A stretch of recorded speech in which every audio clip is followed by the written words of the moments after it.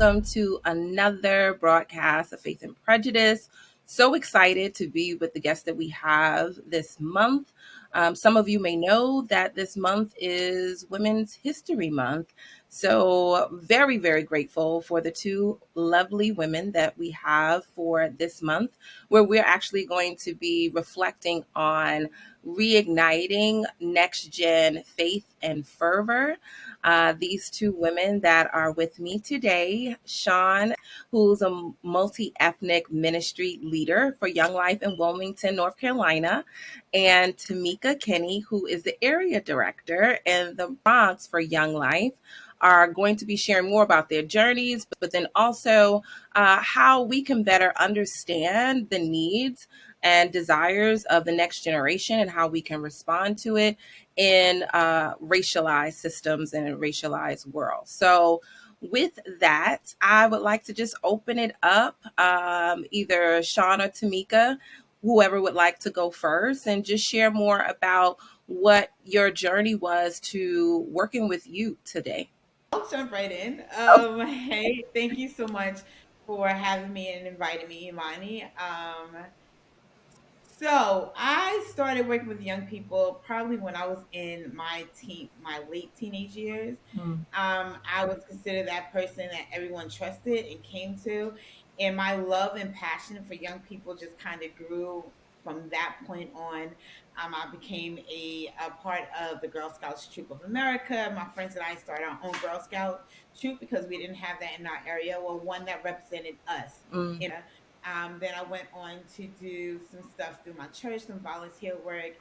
And then in 2016, 2015, I was introduced to Young Life and began the work in the Bronx there. And it has been an amazing journey so far. I love hanging out with young people. Wherever I go, young people just kind of gravitate to me. I'm just like, oh, I just need a break. But then I'm just like, okay, come on, let's play this, let's do that. I play Uno with kids. Like, it's just, I was on the plane last week and I had my goddaughter, and we for 3 hours played Uno the whole 3 hours. So I just love young people, and I just love, not too many people have patience for them, and I always want to make sure that they feel comfortable around me. And over the years, God has just given me the opportunity just to be in their lives and to watch them transform. Wonderful. Thank you, Tameika. And Shaun. Yes. Okay, so I'm Shaun Jenkins. Thank you so much for having me, Imani. And it was only right for me to acquiesce to Tameika, our area director. Bless you. um, so I started working with youth.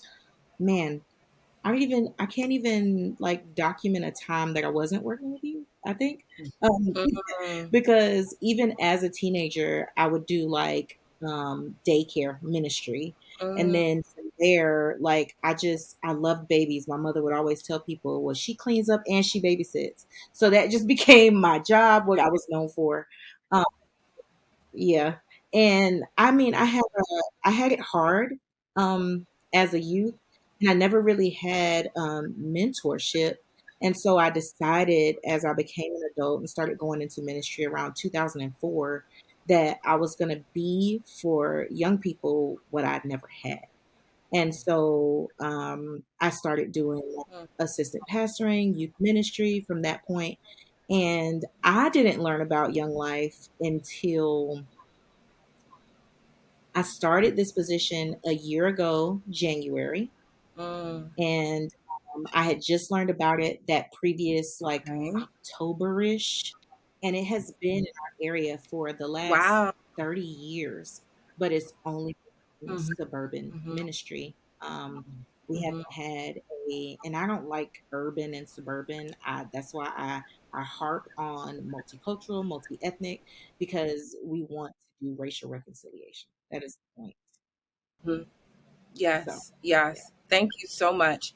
And similar to what you shared, Shaun, I came to learn about Young Life last year. I started like a year ago, and I came to learn about it a year ago.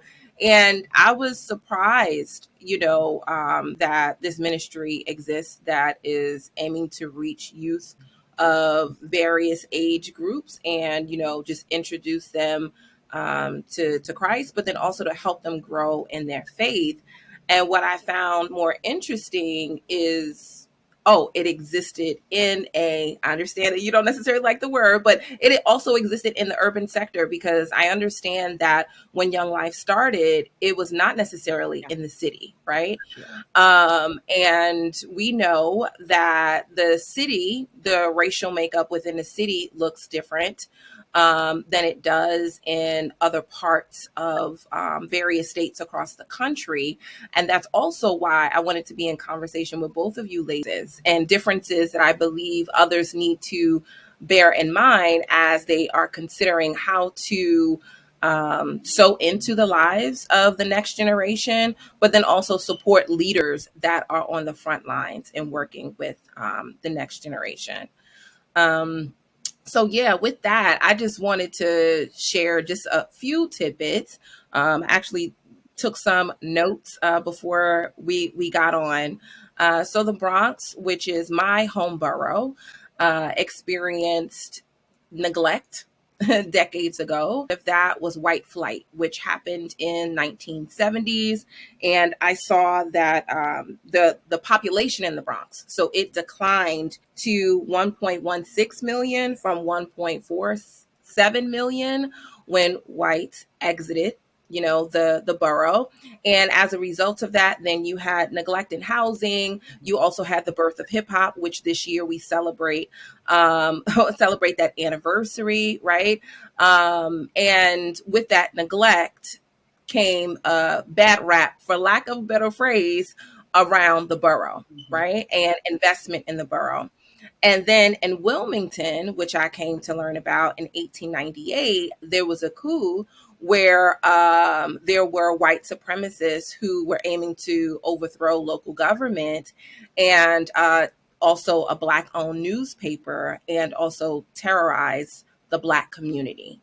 So I'll be sure to put some links so that people can read up more about that, because there's some great resources there. But I wanted to frame that because both areas dealt with some form of neglect, but then also a resurgence.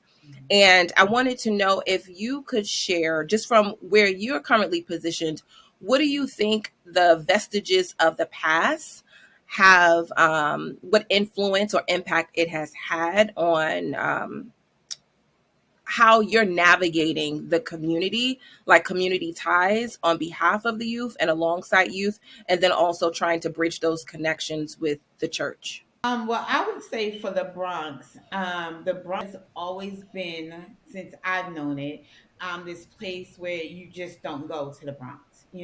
There's nothing good that could come out of the Bronx. So not too many people went into the Bronx for anything. While we celebrate the hip hop 50th year of hip hop happening, a lot of people still have the attitude of nothing good comes out of the Bronx. And what I've noticed is a lot of the kids that I mentor, they're all ashamed of living in the Bronx. And I'm just like, why? And a lot of it is because, well, no one says anything good about it. Look, it's dirty. It's this. We have a lot of that rats, and there's abandoned houses on my block. The what like so they found all this negative things to say about the Bronx, and that really stems from when the whites left, and the Bronx wasn't kept up, for those that were left in the Bronx, which were the people of color. And, it's taking me, a while to help the kids that I mentor to change their mind, their vision about where they live, and find the good things that are happening in the Bronx that they can be proud of. It even boils down to, like, I may be moving a little further, how they view themselves and what they feel that they can do in life because they live in a Bronx.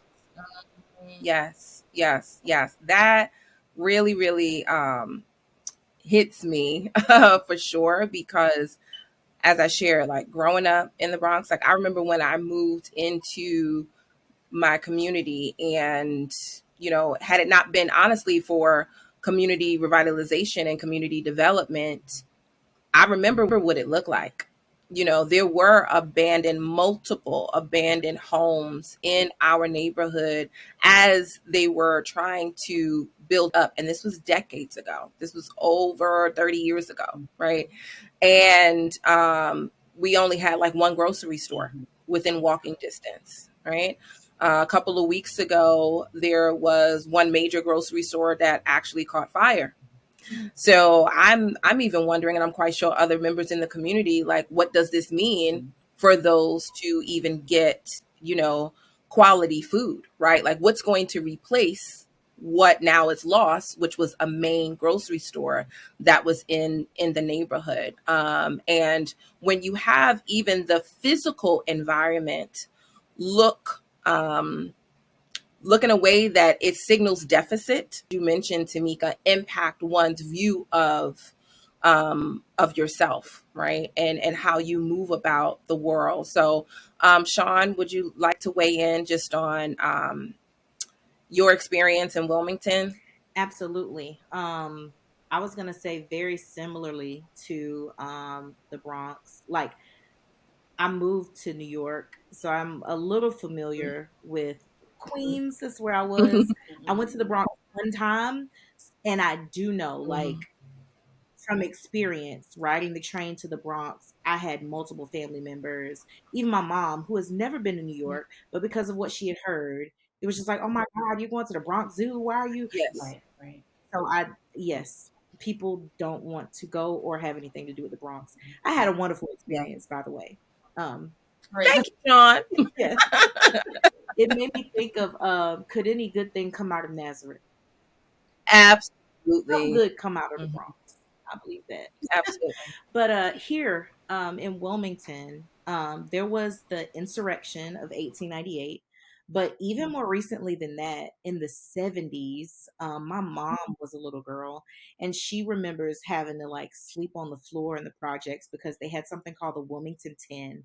That was during the Civil War riots and all of that. So, like, they were still fighting in Wilmington in the 70s. And I mean, shooting. The reason they slept on the floor is because blacks and whites were shooting and killing each other for going on the wrong side of town, on the wrong side of the street. Like, so it's even more recent for our area to be at war with one another.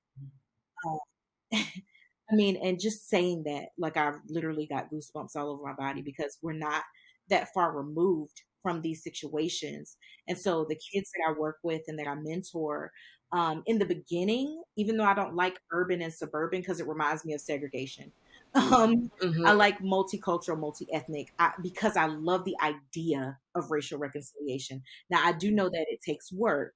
And so I've had children that were, I'm scared of white people. This is what they've done.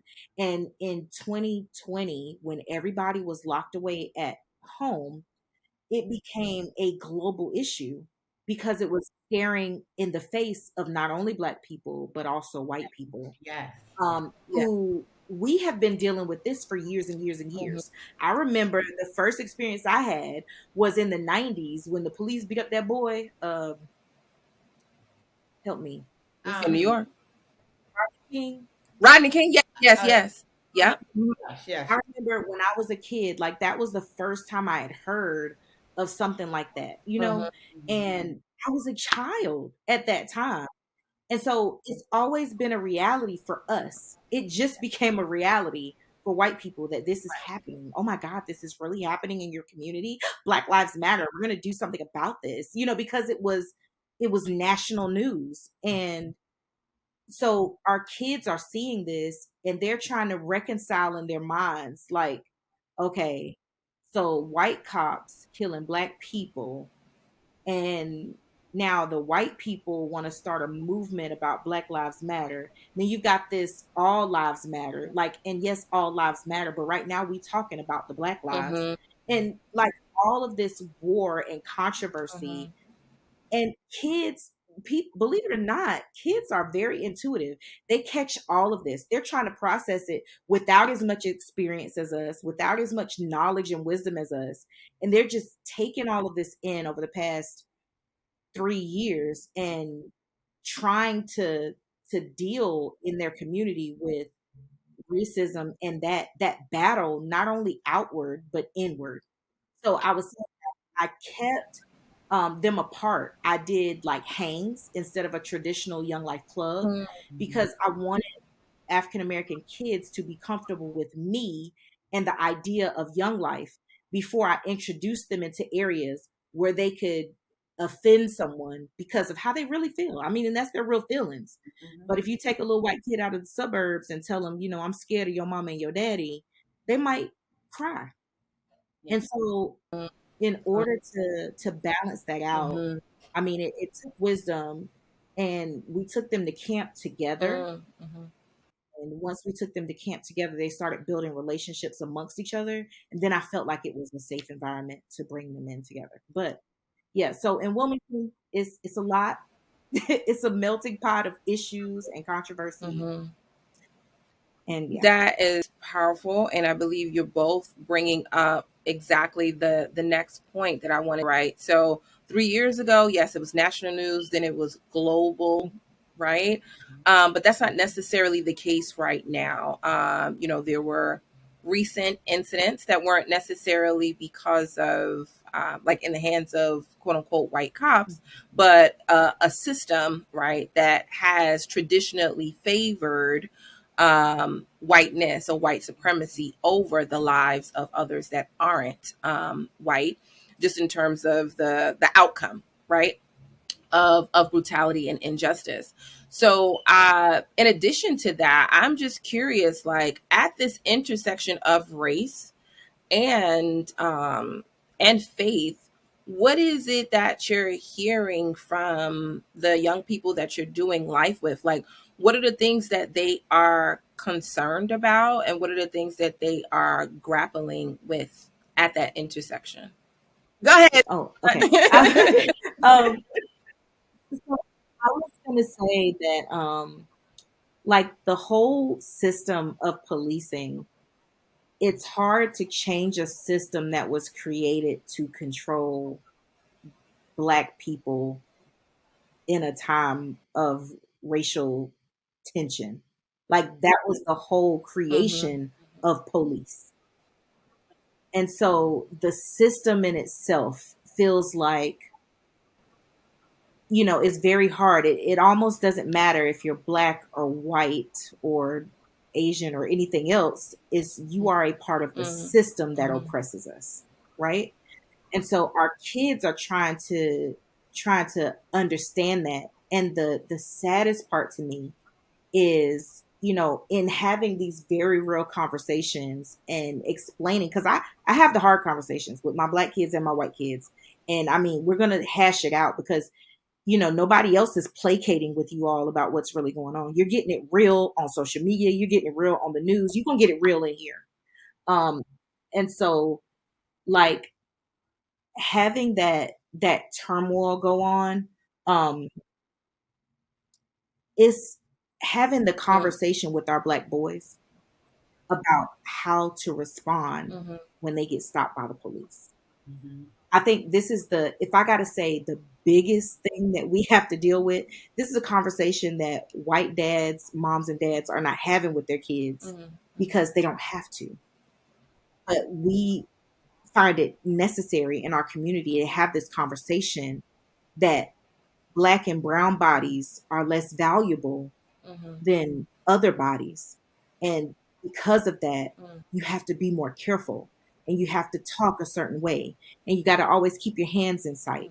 And I think that, like, really having that conversation with our kids, I would say is like the most weighty Mm-hmm. um, conversation to be had. And I think that that is the thing that they are wrestling with. I want to also just, Tameika, even from your reflections, I'm wondering, like, even as the youth are grappling with that, what's the turmoil also with the faith, right? Like, are they seeing, are they able to see God in the midst of the turmoil, right? Are in the midst of the tension that is in the world, and unjust systems. But I'll turn it over to you, Tameika, to just weigh in as well. Absolutely. So Sean touched on mostly everything that I want to talk about.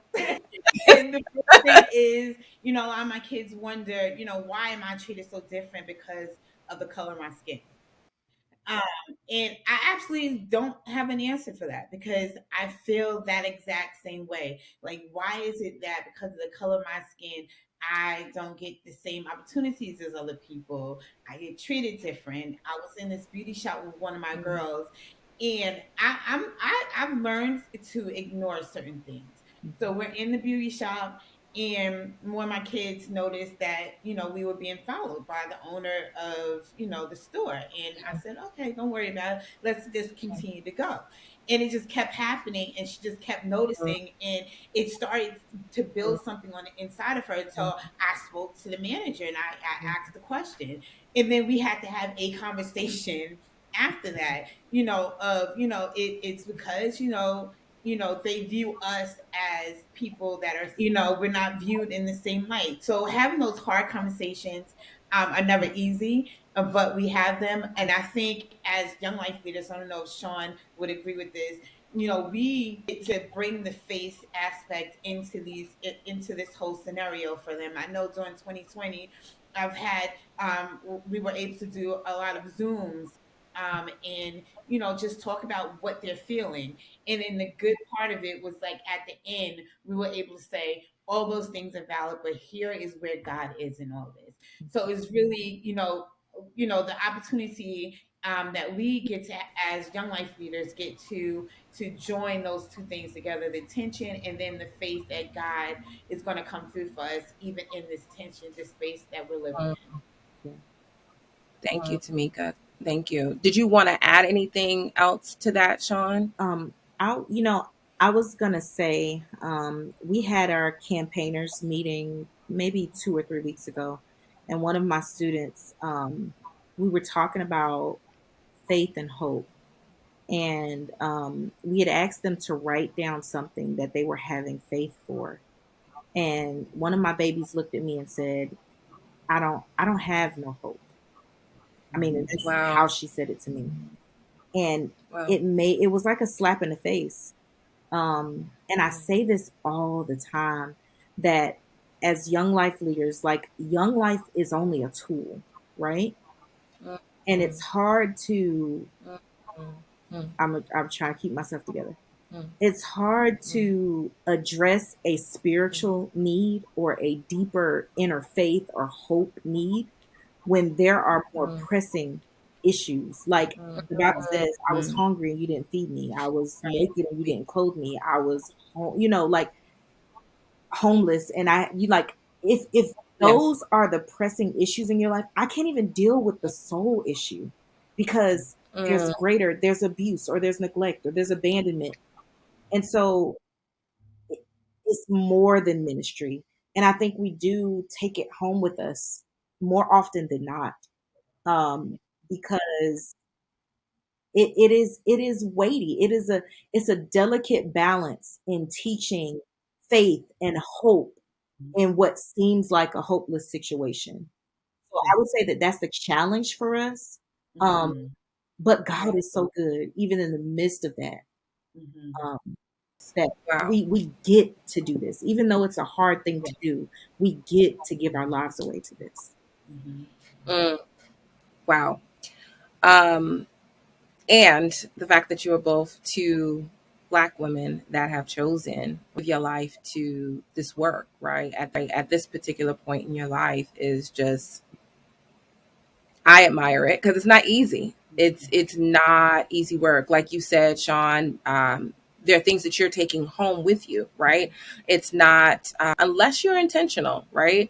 The balancing act. Mhm. It's not like a clock in, clock out, right? Like there are issues that because you are doing life with these young people that you also carry. You carry their burden. There's a burden on your heart for them.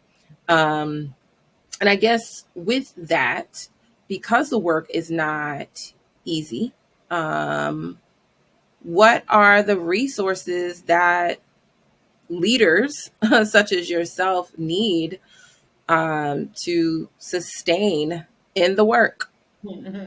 Like, what is it that is needed from a resourcing standpoint?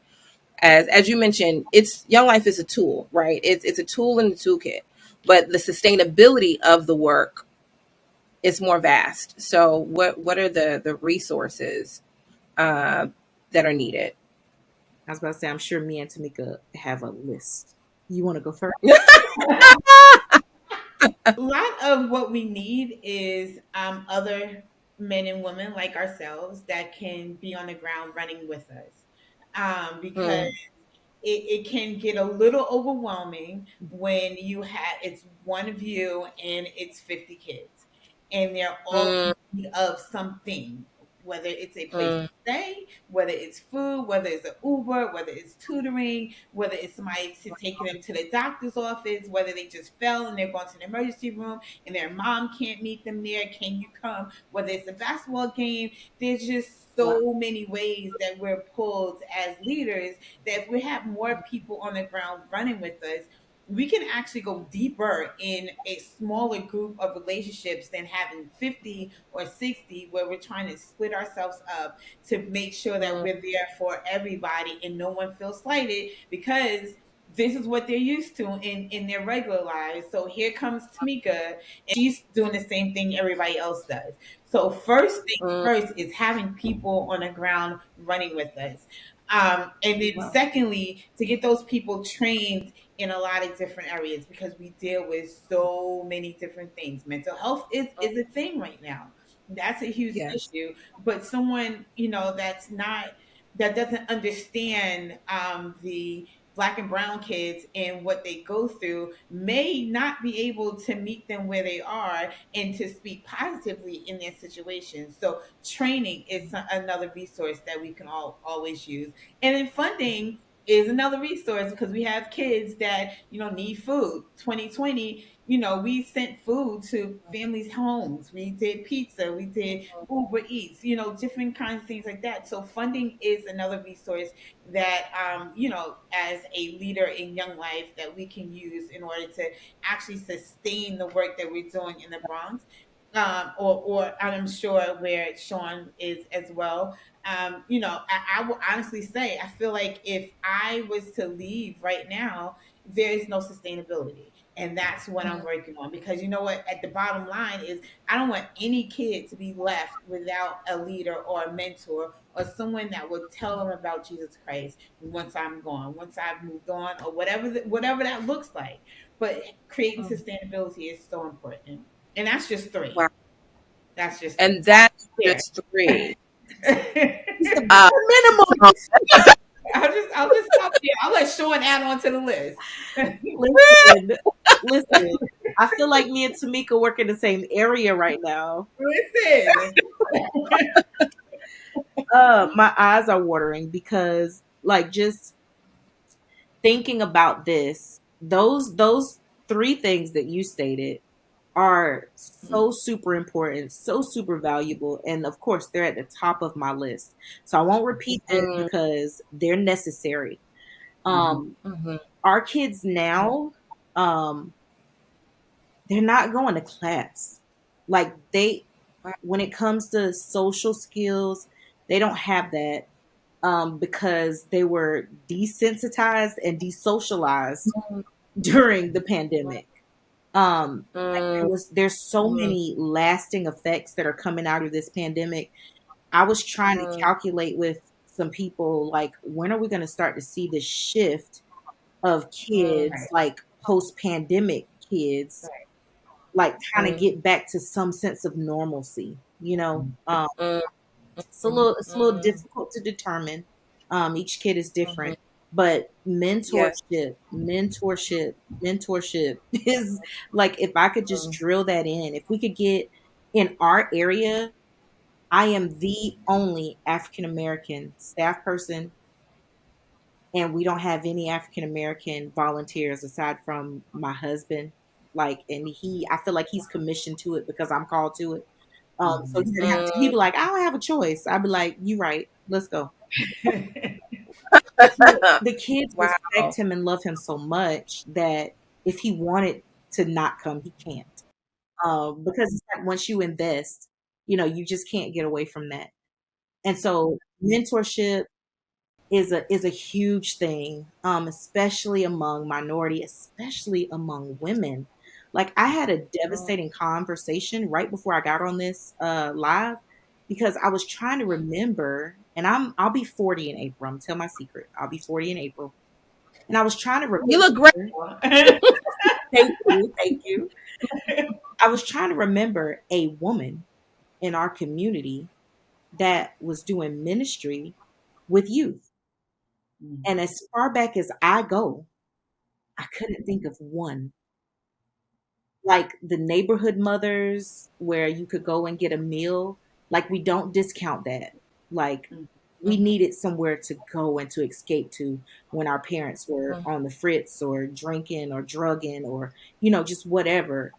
But to have somebody actually insert themselves into our community, into our schools, we need that so bad. We need people mhm, who have education, who are willing to tutor to get our kids passing, because mhm, passing, graduating is important. They don't feel like it is anymore. There's got to be another way out of this, right? I don't have to really go to class. No, you do. And so, like funding, food, mentorship, um, and programs that'll help, because we can't be the end all be all, right? Which is why mhm, a lot of people who start with Young Life break away and start nonprofits to cover a need, because Young Life is ministry. It's ministry, and we can't do it all. But we can come into mhm, partnership with other organizations that can help us to meet those needs, right? And so I mhm, just think that just having more resources and more organizations that do a wider range of things. Like I had a homeless child that was going to school. I mean, thank God she graduated and she went into the army. She called me last night crying. I thought I was going to have to go get her from Missouri. I was like, what is happening? She was like, it's so hard, mom. Like the kids literally call me Mama Shaun. And they need so much, Tameika. Like, but the first thing I would start with is people that care. I think that solves mhm. a lot of the issue is people that care. Ooh, y'all just laid it all down. I'm gonna repeat what I heard. Staffing, right? To add to the capacity on the ground, training of those that are on the ground to respond to needs, be it mental health, be it housing, insecurity, security, food, right? Security and access, funding to carry out the work, but then also to expand the work, mentorship, tutoring, um, yeah, people that care. And Shaun, you shared like Young Life can't be all things, right? And that is true. It is ministry. It is parachurch, right? I've had conversations even with Tameika about this, and I've been wondering, like, what is the role of the church? Not necessarily meaning the ecclesia, right? The body of Christ, right? But what is the role of the church in this partnership to fill the gap for the needs of these young people? And what is it that you feel that the church can be better at, either in helping to fill that gap, or to further equip the young people that you're working with? I see both of you breathing kind of heavily. So I'm ready I for feel like we need to do the show for this one. This one question. it. Yeah. So Young Life reaches out to the furthest out youth. So what that means is that youth that would never step foot into a church, or never had any dealings with church, doesn't know God, whatever the case may be. So Young Life uses unconventional ways to meet kids. Like our first thing we do is build relationships. Like no one can hear anything that's said out of our mouths about Jesus unless they know us. I know I'm that way. Like you, if I don't know your credentials, doctor, don't tell me about me because where did you go to school? Okay. You didn't? Mhm. Okay, so don't let's not talk about that. So I feel like that's the same way with young people. They need to be able to trust us first. In Young Life, we say we earn the right to be heard. We earn it. We put in that time. Like I Mhm. spend time with kids before it may be months, maybe a year before I'm able to like have that conversation about Jesus one on one with them. But we use unconventional. So I wanted to point that out as I move into the topic of how we partner with churches. So one of the unconventional ways we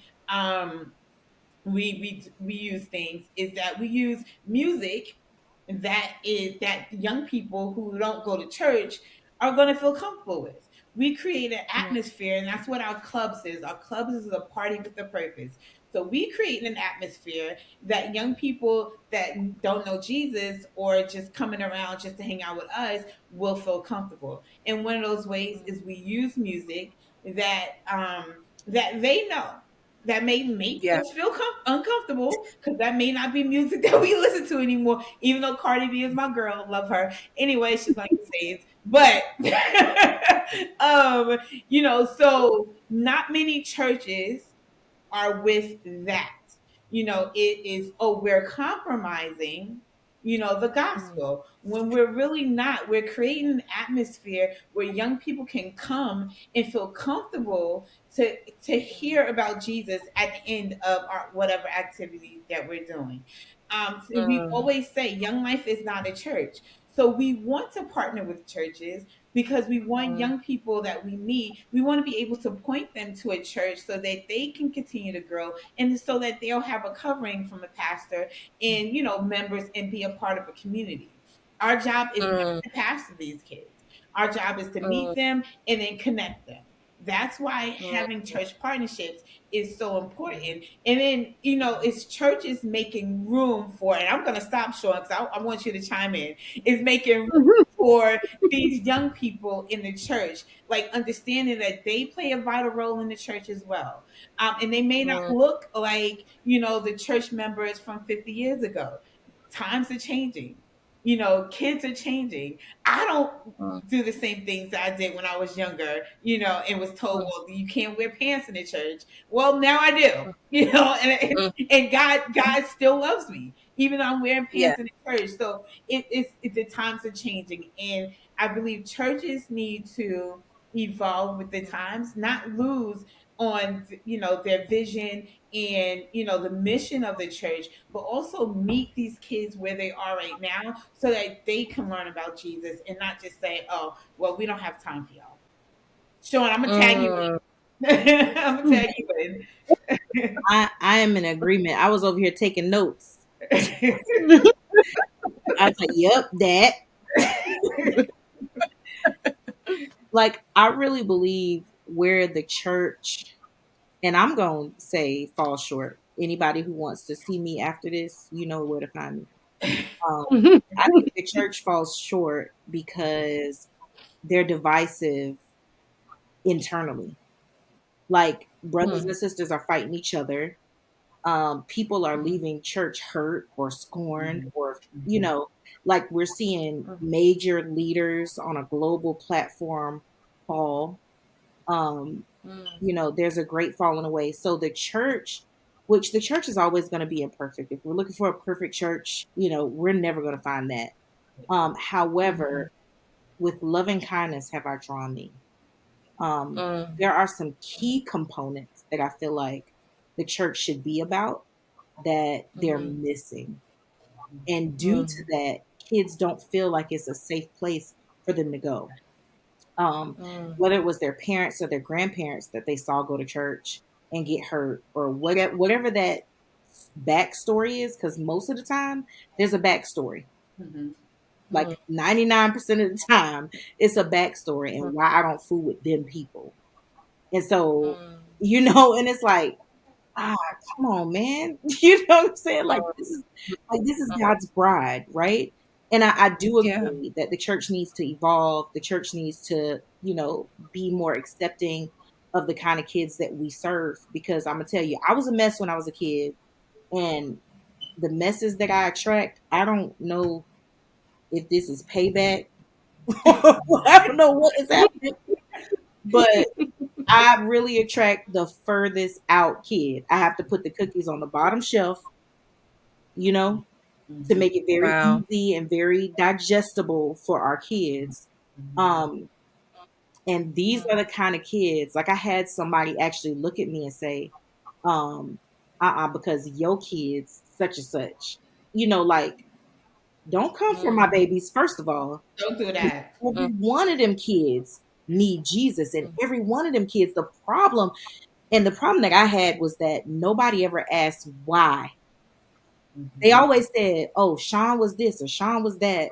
I won't say my real name because I don't really go by that no more. But you know, oh, she a problem child or she out here doing whatever.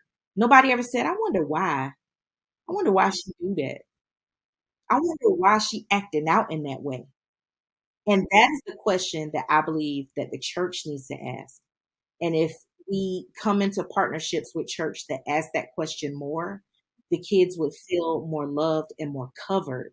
And they would accept that we take them somewhere and drop them off because we know that it's just like taking your kid to the babysitter. That's what I feel like. If I'm going to take my kid to your church, I'm trusting you that you are going to care for and love and consider the life state and all the things that come with this hot mess, because we all a hot mess, and just love on them, love them to life. wow. Wow. Wow. And I know that that is what is missing because, like, for example, I see the difference in when I go to church, just even in the commute. I'm not even seeing a whole lot of people just even, like going to the building, let alone if the younger generation is present, right?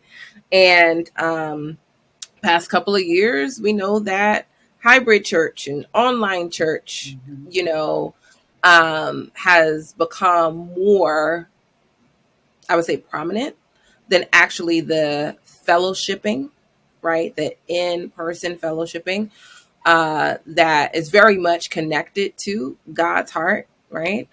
Um, but what you both bring up is like the church being a place that is not judging, right? Recognizing that people are coming in from various walks of life and experiences, and really exploring what's their context, right? Mhm. Um, what are their immediate needs? Going back to the earlier point, if their immediate needs are not necessarily being met, then a growing, burning desire to even grow spiritually, it just may take more time. Yeah. It just may take more time and more effort.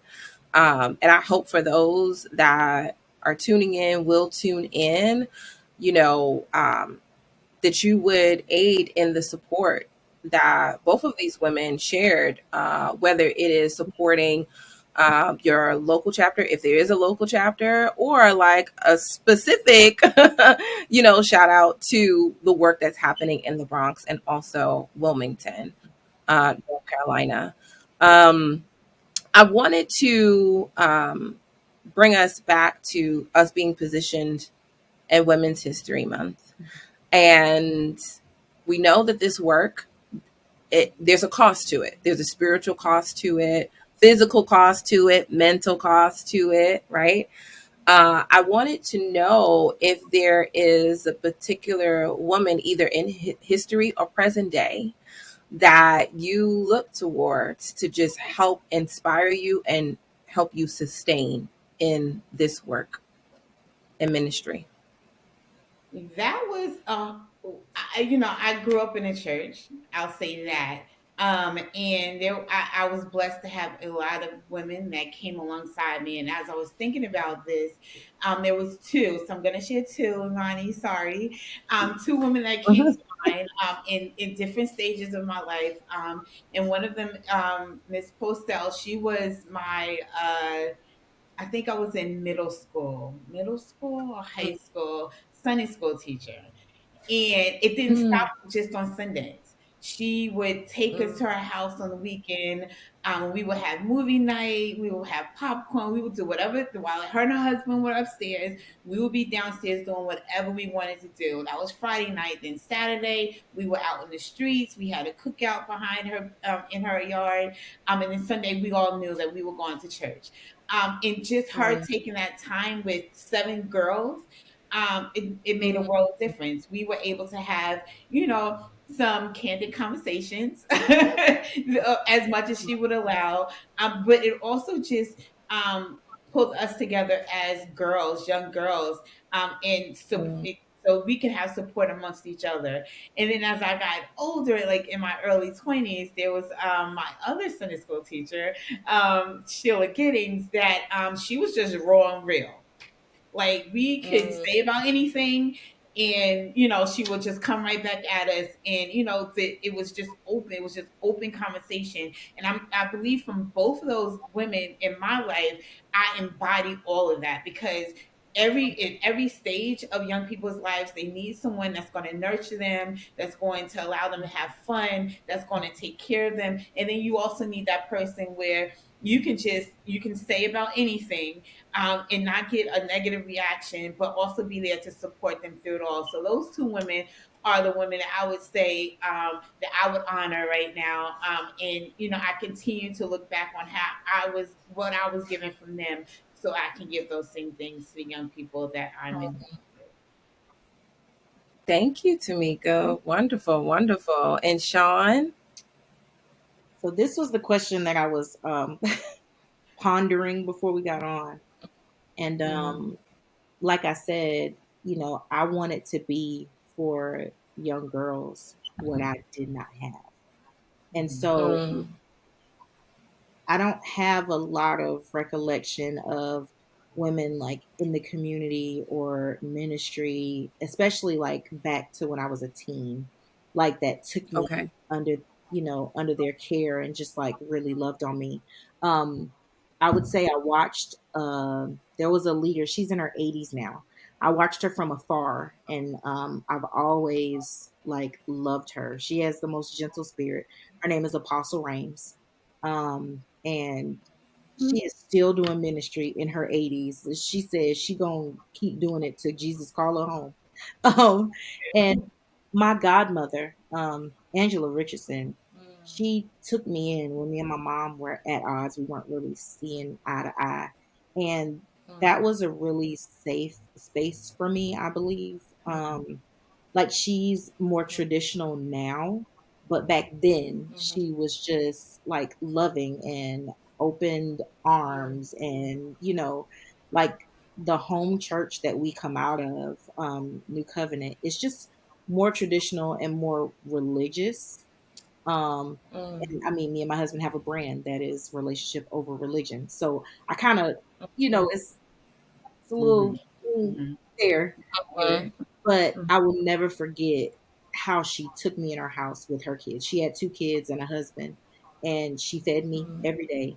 I had somewhere to lay my head, and I had somewhere to call home when my home Wow. wasn't the safest space for Mm, me.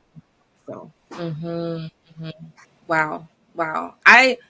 First of all, I appreciate both of you for reflecting on very tangible examples. Neither one of you referenced anyone that is quote unquote celebrity, right? You talked about those that made a direct impact on your life, and that's exactly what both of you are doing in your work. And it's my hope and my prayer, that the lives of the young people that you're impacting, that in the future, but then also in the present day, that you get your flowers for the work, your sacrifice, your love, And also for those, again, that are tuning in now or will later, coming alongside to further support that work. So I thank you both for your time, for your respective candid reflections on our discussion today. And are there any closing thoughts, anything that you would like to add in terms of like how people can either reach out to you or support the work that you're doing in the Bronx or Wilmington? Tameika, you want to go first? Sure. Well, you know, volunteers and money is always welcome. I believe my email will be placed. You should be able to see my email, and if you want to reach out to me via email, please do so. I will definitely give you ways that you can get involved and send you events of what's happening in the Bronx. So definitely. Thank you, Tameika and Shaun. And me, Shaun, SHAUN, LJ, the letters L and J like love and joy, Jenkins on every platform. Um, please find me. And like I'm very, very easy to find in that way. And then there's also younglife.org/Wilmington ME for multi-ethnic. Go on our website and see what we're doing. I actually just recorded some snippets that I'm going to start putting out maybe in the next couple of weeks. That's kind of Okay. telling the story of where we started and Mm, where we are now. We're still very, very fresh, very new. So, Miss Tamika, if you mm. would, from more experienced place, pray for me as we Absolutely. figure this thing out. Absolutely. But yeah, that's how I can be found. I'm easy to find. Wonderful. Well, thank you both. I greatly appreciate, as I said, your time, your sacrifice, and just your devotion to this work. And for those that are tuning in, I know that there has been quite a bit that we covered.